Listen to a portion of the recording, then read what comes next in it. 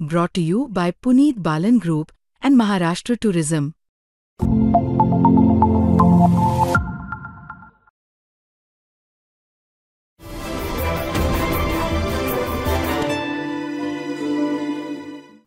तुम्ही म्हणता की घातक आहे, पण आता ही तुमची अनिवार्यता पण झाली शिंदे साहेब. आता बघितलं तुम्ही की बघा, लोकसभेला तुम्हाला 8 जागा मिळाल्या, काँग्रेसने 13 जागा जिंकल्या, ज्या पद्धतीनं शिवसेनेने 9 जागा जिंकल्या. पण ज्यावेळेला विधानसभेची निवडणूक लागली तुम्हाला तो परफॉर्मन्स कंटिन्यू नाही करता आला. काय कारणं होती?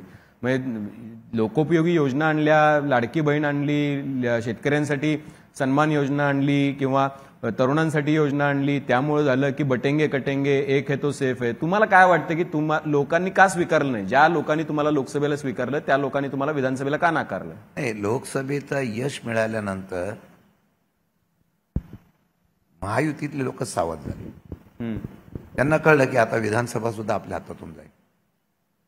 हे बाळासाहेब थोरात साहेब या ठिकाणी पडू शकतात हे महाराष्ट्राला कोणी सांगलं तर विश्वासच बसणार नाही. म्हणजे त्यामध्ये अनेक कारणं आहेत. ते ईव्हीएम मशीनपासून अनेक विषय निघाले, त्याच्यावर काही मी चर्चा आज करणार नाही. फक्त मला 2 मुद्दे सांगायचे जे आपल्याकडून लाडकी बहिणीचा सारखा उल्लेख करतात. ठीक आहे, यस, लाडकी बहिणीच्यामुळे निवडणुकीत परिणाम झाला का? झाला. पण महाराष्ट्रामध्ये अशा योजना पूर्वी कधी आल्याच नव्हत्या ना. एखाद्या राज्यामध्ये निवडणूक जिंकण्याचा एक नवीन फंडा, तो पण सरकारच्या पैशातून, सरकारच्या निधीतून योजना द्यायची आणि ती योजना दिल्यानंतर या योजनेतून लाभ मिळू शकतो निवडणुकीचा, हा नवीन पायंडा जर पडला तर विकास ठप्प होईल असं माझं मत आहे. आज काय परिस्थिती आहे? शेतकऱ्यांचे प्रश्न, बाकीचे प्रश्न इतर तसे आहेत तसेच आहे. मग इकडचा मागासवर्गीयांचा निधी काढा, सामाजिक न्यायाचा विभाग काढा, आदिवासीचा विभाग काढा, हे नाही बॅलन्सिंग साधत नाही. तुम्ही निवडणूक जिंकू शकता.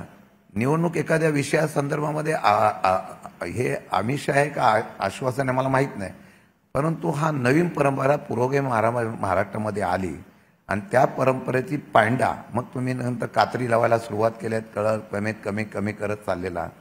हे मला वाटतं की या सर्व गोष्टीच्या बरोबरच आता मगाशी लंकेसाहेब म्हणाल्याप्रमाणे ज्या महाराष्ट्रामध्ये 18 पगड जातीची लोक एकत्र येऊन हा महाराष्ट्र घडवतात, त्या महाराष्ट्रामध्ये आता जातीभेद निर्माण करून राजकारण केलं जात आहे.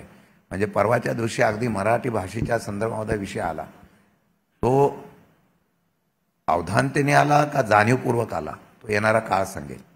परंतु त्यामुळे मुंबईसारख्या शहरामध्ये एकत्रित राहणारे सर्व भाषिक आत विभागले गेले. हे दुर्दैवाने राजकारणामध्ये असू नये आणि ते आणण्याचा प्रयत्न होणं म्हणजे लोकशाहीला धोका आहे असं माझं स्पष्ट मत आहे.